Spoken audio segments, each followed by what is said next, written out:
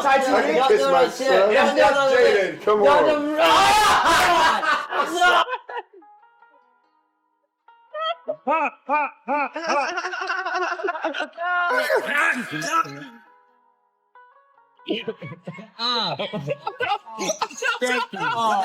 Yaz's mom brought Yaz to Charlie. And Charlie came and got me and was like, what you want to do?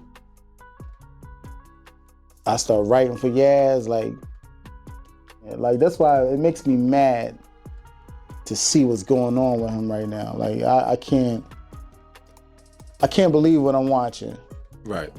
I can't believe what I'm watching. Like for you to flip that way and turn like you doing gay porn and like what is wrong with you, man? Surrounded by a whole lot of strength. He's surrounded by a whole lot of love, and all he has to do is add discipline. Who is best to give you advice? And it's Will Smith, and I'm getting so much good advice. I never, ever getting back together. Jaguar Wright told us that Bryshere Gray's downfall happened because of Will Smith and Diddy, and now look at Bryshere Gray's X account. This is absolutely crazy. Jaguar Wright called this out months ago, and now look what we're witnessing in real time. Jaguar Wright literally told us that Bryshere Gray was abused by Diddy and Will Smith, and he went running away from them. And we saw his downfall happen in real time. Yo, 50 Cent is not even thinking about stepping back, y'all. Listen to this. After exposing Diddy in that Netflix doc, he's now going after Will Smith for his alleged role in what went down with Bryshere Gray and August Alsina. People are saying he and Diddy were supposedly running a shady mentorship program where really disturbing stuff allegedly happened to the young men involved. Jaguar Wright tried to blow the whistle on this mentorship years ago, but guess what? Nobody paid her any mind. Fast forward, and both August and Bryshere have been completely turned out. Their careers basically wiped off the map. So what's really going on here? Did Will actually mess with these kids and push them into substance-fueled chaos? Let's break it down. All right, if you've been following the chatter, then you know stories have been floating around for a while, claiming Will used his so-called mentorship program to allegedly mess with young men, including Bryshere Gray and Meek Mill. Jaguar came forward about this sometime. That your husband was doing things to boys and did stuff to your son and you ain't do shit about it. Bilal told me everything. They're good friend who. Bilal told me, Jada, he told me that you knew Will was f***ing your child. Yes, he did. Wonder why he left that out of his Tasha K interview. In that interview, he said a lot. He said a lot. He said everything but the thing that was important. That he know that Will Smith, Jaden, he rap Bryshere and he rap Meek Mills, and you know it, Bilal. Now I don't give no how far in the desert you run. You'll go from a Philly nigga to a sand, they'll still get you. He's Philly though, Jay. It's Philly. You know, he Meek Milk. As far as I'm concerned, he Meek Milk. Added to the honeycomb. You got a meal. So you believe the Dwayne Martin story that could have happened? Of course. Everybody know that shit. Everybody knew they was just ain't nobody know Dwayne was folding him over like that, taking him to Poundtown. Now, for those of you asking how Bryce even landed at Will and Jada's place in the first place, here's the tea.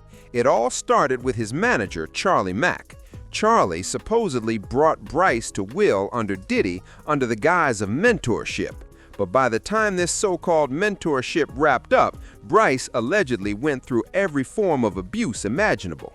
Now, circling back to Jaguar, the reason people actually listened to her was because Bal, the same person she says tipped her off about Will being inappropriate with Bryce, had already been publicly claiming Will was gay for years. So, naturally, it wasn't a stretch to believe he would confide in Jaguar and spill what he knew. Hold up, it gets crazier. Bal even went on Tasha K's interview and detailed the time he walked in on Will bent over door to Dwayne's dressing room, and that's when I see Dwayne and having with Will. Let me process that for a second.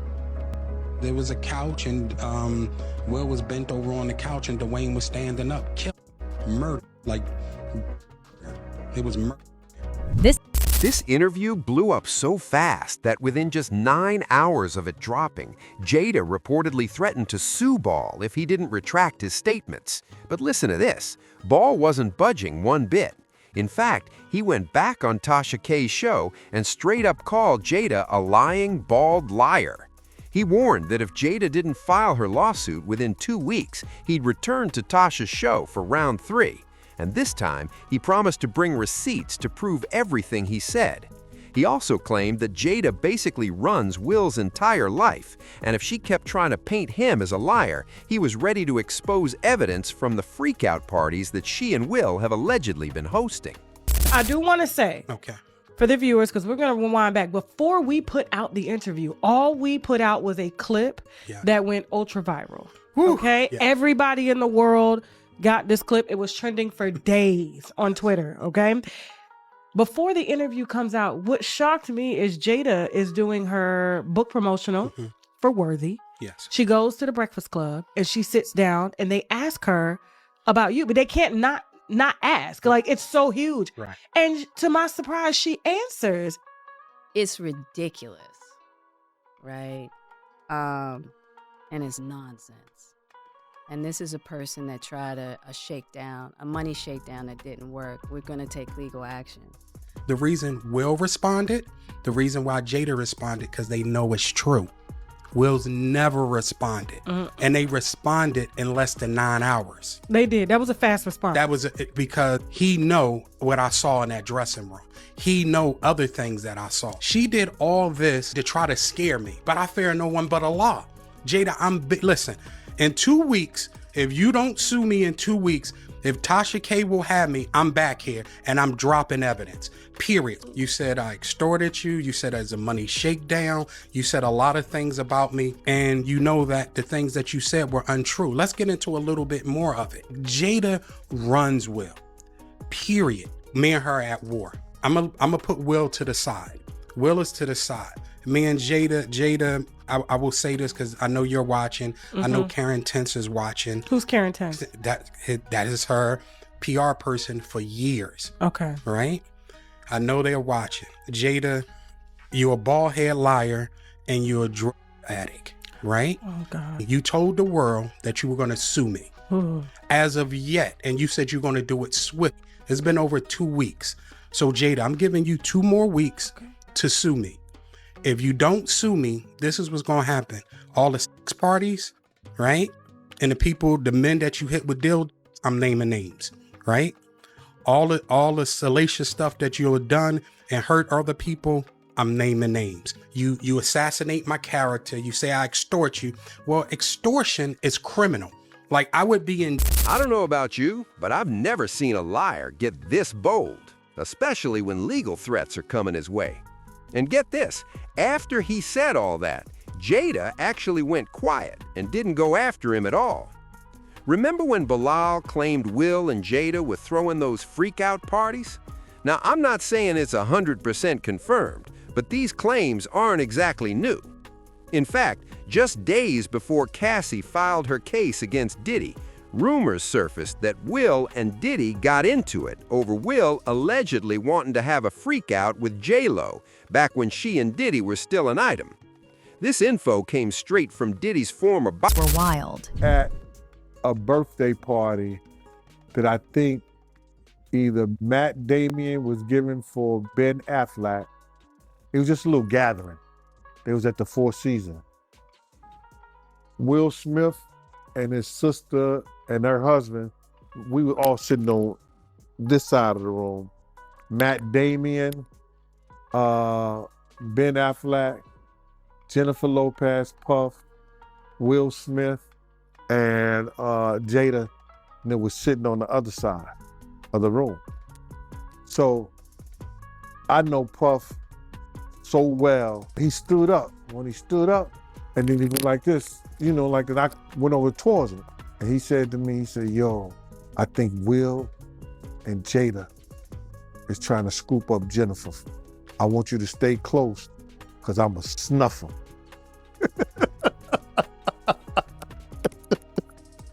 I said to myself, Will Smith gonna beat shit out you. I don't think he... A lot of people think the reason Will and Jada even felt bold enough to suggest this freakout with Diddy and J-Lo was because they'd allegedly done similar things with Diddy before, but usually with paid companions, not women he was actually dating, and definitely not someone as famous as J-Lo. And while we're diving into the whole Will and Jada freakout saga, we've got to talk about the mess with August Alsina, because girl, that should have been the first red flag showing something seriously off with them. Remember back in 2020, August made headlines claiming he had a relationship with Jada. And get this, Will supposedly allowed him to be intimate with her. August said he wished he hadn't let himself get pulled into Will and Jada's world because for years he was caught up in their freakouts, being exploited. By the time he finally broke free, he was left complete with Will and had a conversation due to the transformation from their marriage to life partnership that they've spoken on several times, and it, not involving romanticism. He gave me his blessing, and I totally gave myself to that relationship for years of my life. I devoted myself to it. I gave my full self to it. So much so to... At first, Jada tried to deny the allegations, but eventually she came clean that August was indeed her little side boy. She explained that the reason she made August her little boy toy was because she and Will were going through some stuff at the time. So she allegedly used the friendship she already considered private. You just feel like it ain't really nobody's business. Yeah. But now Black Twitter has claimed it as their business. You and I were going through a very difficult time. Yeah. And we decided... I was done with you. Yeah, you kicked me to the curb. I was done with you. Yeah. Marriages have that, though. Yeah, Marriages have that. Yeah, we basically, we broke up. And then what did you do, Jada? Well, I think from there, as time went on, I got into a different kind of entanglement with August. An entanglement? Yes. Yes. A relationship? Yes, it was a relationship, absolutely. And remember when August claimed Will allowed him to be intimate with Jada? Well, Jada said Will didn't even need to approve it because she made that choice on her own. Honestly, I don't know what's worse, her letting August think they had an open marriage or straight up confessing to cheating on him.